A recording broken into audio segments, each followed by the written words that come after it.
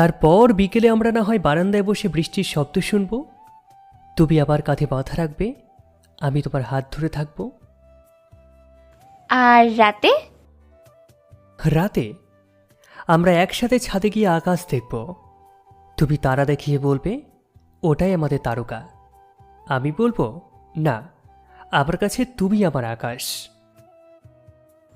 আহা, তুমি যখন এমন কথা বলো মনে হয় ভবিষ্যৎটা এখনই এসে গেছে।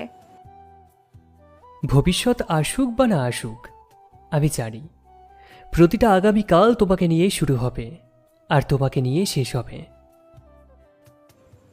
তাহলে আমরা মিলে একটা ছোট্ট পরিবার করব, তাই তো? অবশ্যই।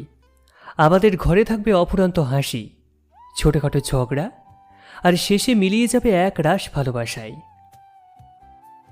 জানো, তোমার এই স্বপ্নগুলো শুনে মনে হয় জীবনটা সত্যিই অনেক সুন্দর হবে, শুধু তুমি পাশে থেকো।